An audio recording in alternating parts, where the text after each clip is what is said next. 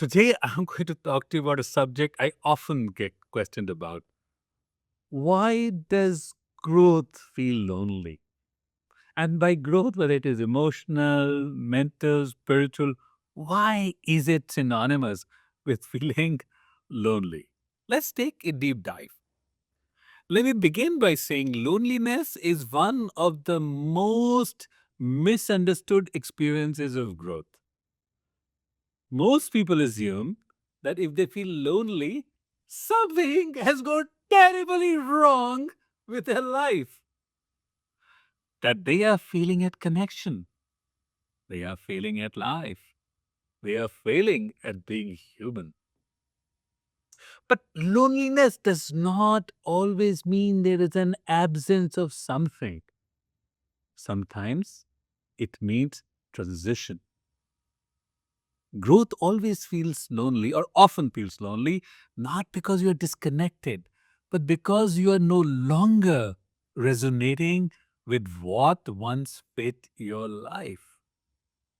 As you grow from childhood to adulthood, your old clothes do not fit.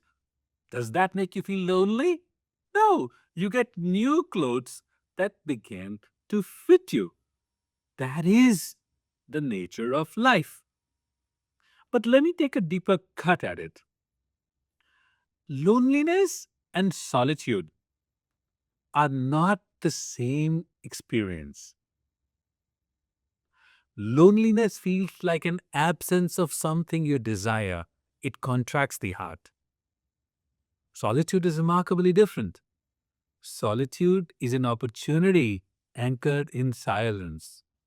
It invites reflection, an integration of those insights, and the clarity that follows. Loneliness quietly says to you, something is wrong with me when I am by myself. Solitude says, something new is forming within you. Growth often passes through solitude before it finds a total resonance with your here and now. So, not every quiet season is a problem. Some are preparation for what lies ahead, a new you. As you grow, your inner architecture changes. What once nourished you may no longer satisfy you. The regular everyday conversations feel suddenly shallower. The rewards you chased or lusted after feel hollow. The noise of modern life seems exhausting. This is not arrogance. This is not elitism. This is not withdrawal. It is a reorganization from within.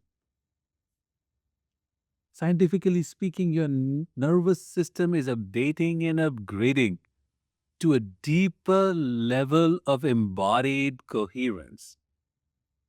And during that update, old patterns lose their pull well before new ones fully arrive. And it's that in between space that can often feel lonely. Now, let me tell you from my lived experience in life, I have lived this many, many times, this betweenness. As a monk, I stepped away from the world and discovered a depth of silence that's very hard for most people to ever meet living in everyday life. But when I returned, suddenly the world felt much louder, much faster than I was used to, and strangely very thin, very narrow, very shallow. As a leader in the corporate world, I saw how growth isolates. Like they say, the top is always lonely. And those who refuse to live on autopilot, what Carl Jung used to call the tranquilized obviousness of life, it can feel very isolating. As a neuroscientist, eventually I came to understand why of these two experiences. See, our nervous system seeks resonance. When resonance shifts, connection temporarily dissolves, meaning what used to give us a sense of meaning, purpose, grounding, belonging, community, and safety, that temporarily dissolves. That does not mean that you're broken, but because you're becoming a version of yourself that is taking birth. So, let me repeat, growth does isolate before it integrates within you.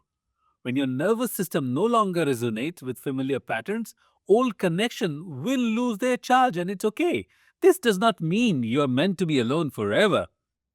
It means you're between identities, you're between two levels of yourself, you're between ways of being, you're between versions of yourself, one that has expired and one that is taking shape. Loneliness usually appears right before a deeper coherence forms, a deeper synthesis forms. If you rush to escape it by numbing yourself with outward experiences, you are disrupting and interrupting the actual process of growth.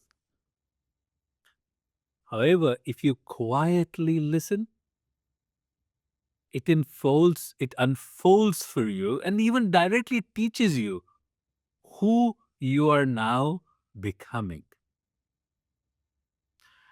You know, most people try to cure loneliness by adding more people in life, more friends, more activities, more partners, more noise, more distraction. But loneliness caused by growth cannot be stopped or solved by stimulation. It requires patient integration, conscious reflection, and a certain degree of peaceful acceptance. It requires allowing the old self to dissolve before the new one will fully emerge and mature. This is why so many people return to the lives they have outgrown. They keep going back to it. I have a friend who has this relapse syndrome. He recovers and grows and becomes a wholesome version of himself, and then he relapses back into the old. And he has been on that hamster wheel for a while because that being able to go through the loneliness to integrate the growth is challenging you. Also, because familiarity feels safer than transformation. Let's talk a little about solitude now. Solitude is not the absence of connection. It is the space where coherence and synthesis forms. It is where nervous system recalibrates to a rhythm that is more truer to who we have become. It is where a certain degree of depth of realization and integration replaces our automatic habitual self. So if you are in a lonely season, do not rush to label it as a failure. You might want to ask yourself instead, what am I no longer aligned with? What is it trying to emerge from within me? And regardless of what Instagram teaches you, loneliness is not always a wound. Sometimes it is a threshold. When solitude is the crossing, so loneliness is the experience right at the threshold, and then converting into a reflected solitude is the bridge, is the crossing. Let it work on you. Let it unfold for you what comes next. Because for sure, that will be way, way deeper than what you left behind. And that, my friends, is one of the keys to sustainable growth and embodiment of wisdom.